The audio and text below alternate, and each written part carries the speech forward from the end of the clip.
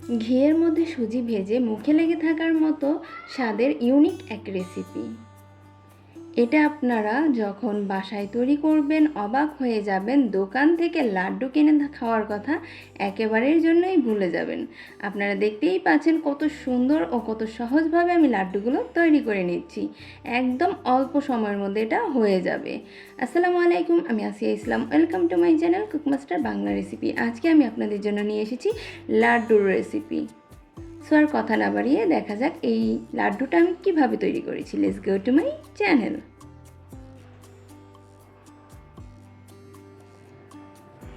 লাড্ডুটা তৈরি করার জন্য আমি চুলায় একটা প্যান বসিয়ে দিয়েছি আর এর মধ্যে নিয়ে নিয়েছি 2 টেবিল চামচ পরিমাণ ঘি।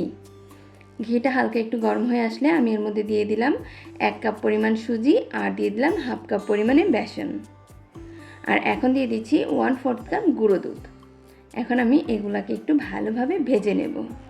একটু সময় নিয়ে ধৈর্য ধরে ভালো করে ভাজতে হবে যতক্ষণ পর্যন্ত ঘির ভাজা একটা ফ্লেভার না চলে আসবে।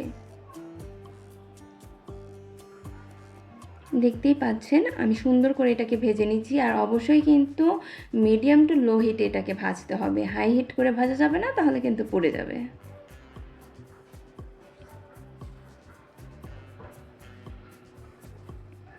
আমার সুজিগুলো সুন্দর করে আমি একটু ভেজে নিচ্ছি।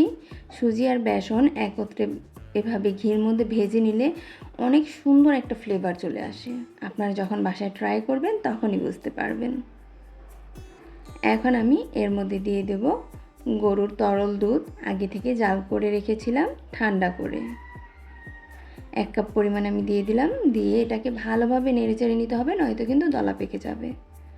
দুধটা দিয়ে একদম নাড়ার উপরেই থাকতে হবে। আর চুলার আঁচ কিন্তু একদম মিডিয়াম টু লো হিট, কোনোভাবেই বাড়ানো যাবে না। তারপর অনবরত এটাকে নাড়তে নাড়তে নাড়তে নাড়তে একদম ঝুড়ো ঝুড়ো করে ফেলতে হবে। আমি দেখছেন কি সুন্দর করে এটাকে নাড়ার উপরেই আছি, আমার হাত কোনো বন্ধ নেই। এখন আমি এর মধ্যে দিয়ে দেব বাদাম কুচি এবং কিশমিশ। বাদাম কিশমিশ যত বেশি দেওয়া হবে লাড্ডুর মধ্যে, লাড্ডুর স্বাদটা তত বেশি বৃদ্ধি পাবে।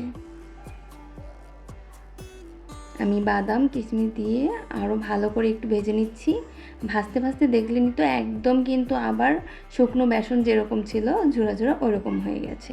আমার এগুলো ভাজা হয়ে গেছে। এখন আমি একটা বোলের মধ্যে নিয়ে নিচ্ছি, একটু হালকা ঠান্ডা হওয়া পর্যন্ত রাখবো, বেশি ঠান্ডা করা যাবে না। আমার এটা ঢালা হয়ে গেছে। আমি 1 কাপ পরিমাণে চিনি ব্লেন্ডারে গুঁড়ো করে নিয়েছি। এখন আমি ওই চিনির গুঁড়াটা এর মধ্যে দিয়ে ভালো করে মিশিয়ে নেব। চিনির গুঁড়োটা আমি দিয়ে দিলাম। এখন এটাকে ভালোভাবে মিশিয়ে নেব।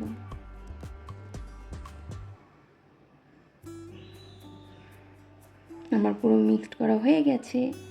এখন আমি এগুলাকে দেখেন কি সহজে হাতের মধ্যে চেপে চেপে লাড্ডু তৈরি করে নিই। এটা একদমই সহজ। আর এই পর্যন্ত আমার ভিডিওটা দেখতে দেখতে যারা চলে এসেছেন একটা লাইক করে দিবেন প্লিজ। আর যারা করছেন তাদের জন্য অনেক অনেক ভালোবাসা। আর এই রকম সুন্দর সুন্দর রেসিপি পাওয়ার জন্য সব সময় আমার সাথে থাকবেন, আমার চ্যানেলটাকে সাবস্ক্রাইব করে আমার পাশে থাকবেন, আমাকে ফলো করবেন, তাহলে নিত্য নতুন রেসিপি আপনারা শিখতে পারবেন। দেখতেই পাচ্ছেন কি সুন্দর করে লাড্ডুগুলোর শেপ আমি করে নিচ্ছি। একদম অল্প সময়ের মধ্যে অনেকগুলো লাড্ডু তৈরি করা যায়। আর এই লাড্ডুটা যখন বাসায় তৈরি করে আপনি বাচ্চাদেরকে খাওয়াবেন, দেখবেন বাচ্চারা আর বাইরের লাড্ডু খেতে চাইবে না। আপনি এই লাড্ডুটা বাসায় তৈরি করে অনেক দিন পর্যন্ত রেখে খেতে পারবেন, কোনোভাবেই নষ্ট হবে না। আর সবচাইতে বড় কথা, নিজের হাতের তৈরি একটা জিনিস যদি কাউকে খাওয়ানো যায় বা নিজে খাওয়া যায়, এটার স্বাদই অন্যরকম। আমি সবগুলো লাড্ডুই সুন্দর করে তৈরি করে নিচ্ছি। আপনারা কিন্তু বাসায় যখন এটা তৈরি করবেন, তৈরি করে আপনারা এটা টেস্ট করার পরে আমাকে কমেন্ট বক্সে কিন্তু অবশ্যই জানাবেন যে এটার টেস্টটা আপনারা কেমন পেয়েছেন।